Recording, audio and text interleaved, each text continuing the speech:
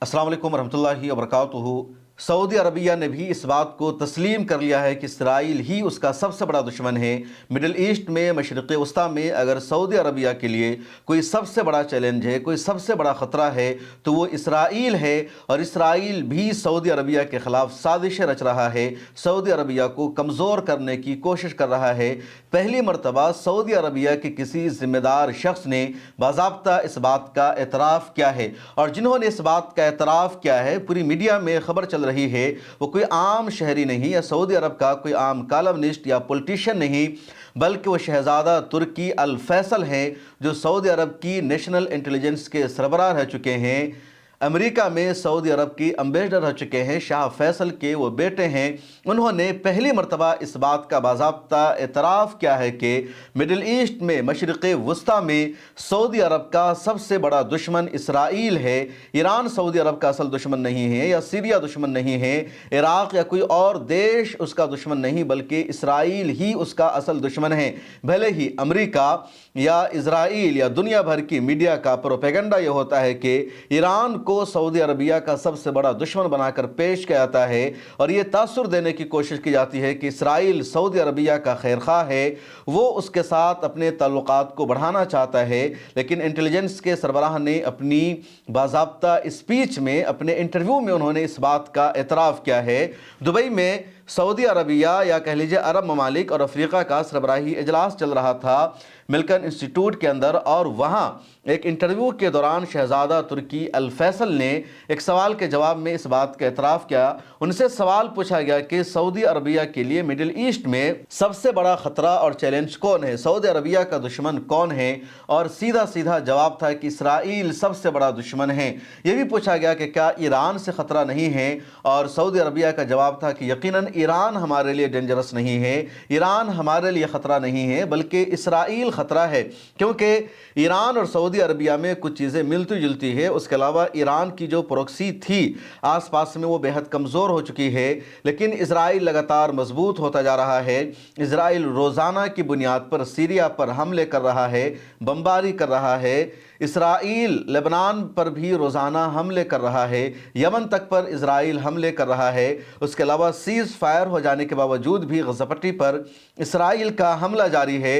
Israel ने आलमी कानून की धज्जियां उड़ाते हुए ईरान तक पर हमला कर दिया। इसलिए इसराइल ही पूरे खित्ते में सबसे ज़्यादा डेंजरस है, सबसे बड़ा दुश्मन है, और सऊदी अरबिया की हुकूमत जानती है कि उसका असल दुश्मन कौन है।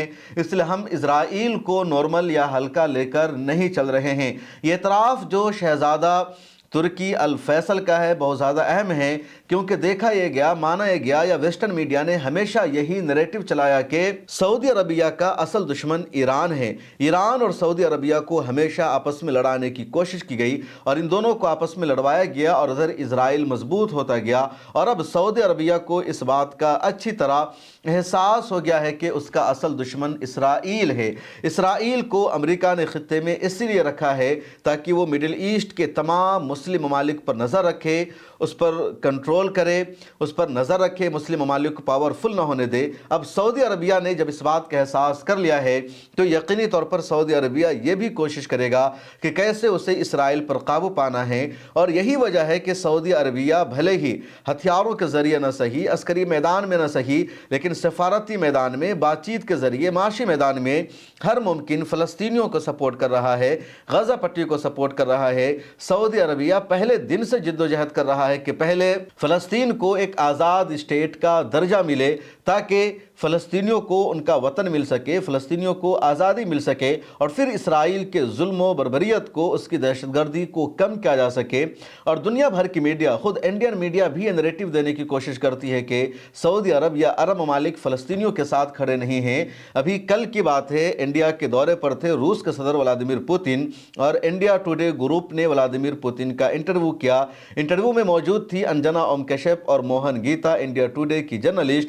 गीता मोहन ने सवाल कर दिया पुतिन से कि आपका अलाई, आपका इत्तेहादी ईरान जितना फ़लस्तीन को सपोर्ट करता है, गज़ा पट्टी को सपोर्ट करता है, अरब ममालिक उस तरह गज़ा पट्टी और मसले फ़लस्तीन पर खुलकर बात नहीं करते, उसको समर्थन नहीं देते हैं, आखिर क्यों? और पुतिन ने जो एजेंडा था इंडियन मीडिया का, जो नैरेटिव था, उसको सीधे काउंटर कर दिया और कहा ईरान यकीनन फ़लस्तीन का साथ देता है, लेकिन अरब ममालिक भी खुलकर सपोर्ट करते हैं, साथ देते हैं। हर एक के साथ देने का, हर एक के काम करने का अंदाज अलग है, तरीक़ा अलग है। ईरान सामने से साथ देता है, कुछ ममालिक पीछे से साथ देते हैं, कुछ का काम नज़र आता है और कुछ का काम नज़र नहीं आता है। गीता मोहन ने सवाल भी नहीं किया था, ना कोई उनका इस तरह का एजेंडा था। इसके बावजूद पुतिन ने सीधे सीधे कह दिया कि फ़लस्तीन का मसला पेचीदा है, उसका हल होना चाहिए, सोल्यूशन निकलना चाहिए। और सोल्यूशन यह है कि फ़लस्तीन को एक इंडिपेंडेंट, एक आज़ाद स्टेट के तौर पर, मुल्क के तौर पर तस्लीम किया जाए। जब तक फ़लस्तीन को इंडिपेंडेंट स्टेट के तौर पर यूनाइटेड नेशन के चार्टर के मुताबिक तस्लीम नहीं किया जाता, उस वक्त मसले का हल नहीं है। पुतिन का ये जो बयान था सख्त तमाचा था इजराइल को भी और इंडिया के लिए भी एक मैसेज है। मिले टाइम्स पर इस हवाले से मैंने पूरी वीडियो बनाई है, आप उसे ज़रूर देख लीजिए अगर आपने अभी तक उस वीडियो को नहीं देखा है। और आइए बात करते हैं इसी टॉपिक पर कि सऊदी अरब किस तरह फ़लस्तीन के लिए कोशिश कर रहा है। पिछले दिनों जब वली अहद मोहम्मद बिन सलमान अमेरिका के दौरे पर थे और व्हाइट हाउस में उनकी मुलाकात हुई अमेरिकी सदर डोनाल्ड ट्रंप से, तो वहाँ भी उन्होंने सहाफ़ियों के साथ बातचीत में कहा कि फ़लस्तीन को एक आज़ाद रियासत का दर्जा मिलना चाहिए और जब तक फ़लस्तीन को इंडिपेंडेंट स्टेट का दर्जा नहीं मिल जाता और इजराइल 1967 की सरहदों के मुताबिक पीछे नहीं हट जाता, वेस्ट बैंक, गज़ा पट्टी और तमाम इलाकों का कब्ज़ा वो खाली नहीं करता, मशरक़ी अल-कुदस को, ईस्ट यरूशलेम को आज़ाद फ़लस्तीन की राजधानी नहीं बनाया जाता, उस वक्त तक सऊदी अरबिया अब्राहम अकड का हिस्सा नहीं बन सकता, वो इजराइल को तस्लीम नहीं कर सकता। तो साफ साफ सऊदी अरब से ये शर्तें रखी जा रही है।